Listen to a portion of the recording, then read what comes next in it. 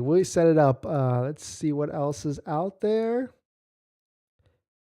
So, in this next topic, we're going to talk about, are more Tesla price cuts needed? I know that's probably a hot topic for a handful of you out there, because there's probably a lot of you out there that are still waiting for your Tesla delivery. And so, if a price cut happens in between now and when you actually take delivery, of course you will benefit from that. And also, if you're locked in right now, or if you have a pending order right now, you're also protected from price increases. So we'll definitely take a look at it, because there's some tweets out there. People are speculating certain things, and maybe even a certain Morgan Stanley analyst is also predicting a price cut. So we will take a look at it. But if you're just joining in, my name is Dennis. I love talking about Tesla hacking, as I like to call it, but basically just getting the best United Tesla with the best financing rate. So definitely hit that subscribe if you're interested. And so let us jump into this. If you missed it, in case you missed it, Tesla did release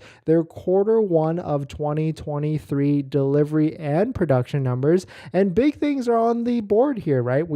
Tesla produced 420,000 vehicles, and they delivered 412,000 vehicles. But the big thing here is what we talked about yesterday, is how the Model S and X seems to be a little lacking, right? They produced almost 20,000 vehicles, but delivered about half of them at 10,695 vehicles. The big thing here is that there is a earnings call coming up in the future on April 19th, which is a Wednesday. And the interesting thing with that is that's one day after the IRS and the Treasury are going to release more details on whether the Model 3 and the Model Y will actually qualify. So is that going to be tied with some sort of announcement on price cuts or price increases?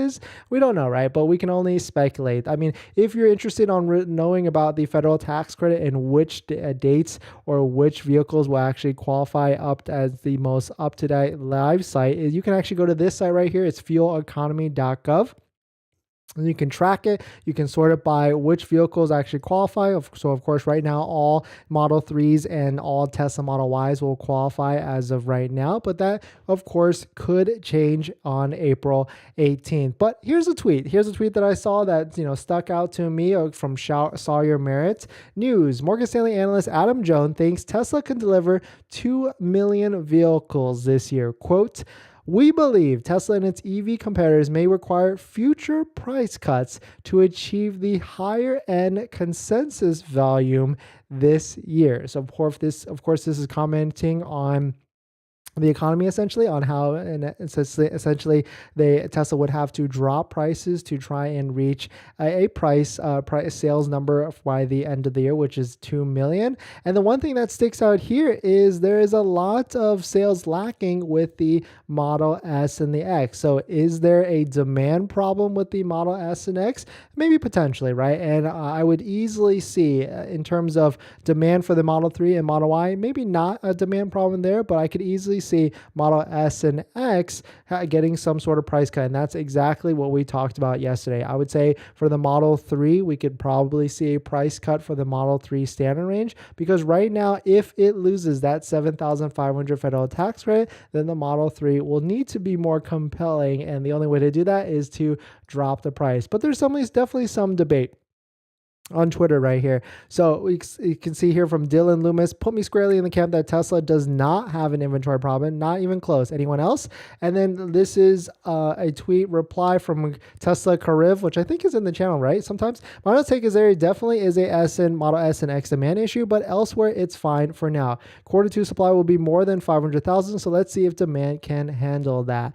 And there's another tweet right here from Jeff Tutorials, in which if Tesla wants to deliver more S and X vehicles, they need to improve the build quality. There are 100,000K vehicles, or these are 100,000K vehicles, for God's sakes. Add luxury features like massage seating, ambient lighting, and this isn't rocket science. Just make these products more competitive. That is all. And here's a good point. I mean, the Model S and X right now are $90,000 to $100,000 vehicles, and there's just a lot of competition in that price range. Well, I guess there's a lot of competition regardless for EVs and all price ranges that are starting to come out.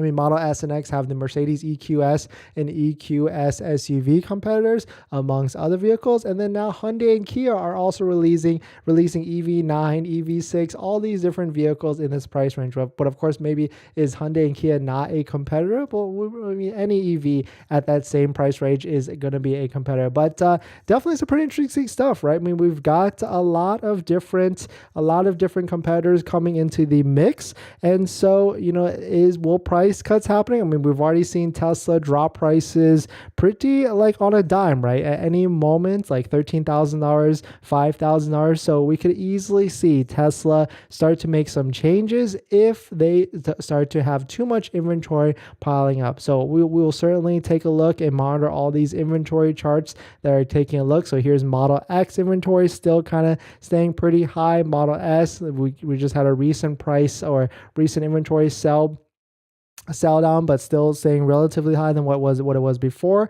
And then of course, shout out to Matt Jung. These are mattjung.net, all these different price inventory charts. We've got Model Ys steadily increasing at a steady pace every single day. So the days of Model Ys being completely sold out are essentially kind of in the past at this point. And then we've got Model 3, which is yo-yoing like crazy, but still has a good amount of inventory actually still available. So definitely some pretty interesting stuff. Let me know what your thoughts on it. Do you think more Tesla price cuts are on the horizon? And of course, we've pulled this question a lot on the channel. And so let's see, where did I ask this? I put it right here 3 days ago. Are more Tesla price cuts coming? And an overwhelming 40% said, yup, they actually are. But 32%, or 1 in 3 people, said, nah, it is priced well. And 15% said maybe $1,000 to $2,000 in the future. So, I mean, if you need a car right now, it's still a great time to buy, because as prices come down, interest rates will keep continuing to go up. We just had a other credit union on our list that also raise rates, unfortunately, like by 1% And as the Fed keeps raising rates, credit union rates will also keep going up. But there still are credit unions out there that are relatively easy to get, like 3.74%, which it's crazy to think that 3.74% is a good rate now. But anything compared to Tesla's 5.59%, anything lower is still a better rate at the end of the day. But definitely some pretty interesting stuff. We're going to jump into our next topic. But before we do that, this video is actually sponsored by my Patreon link down below in the description if you want to support the channel.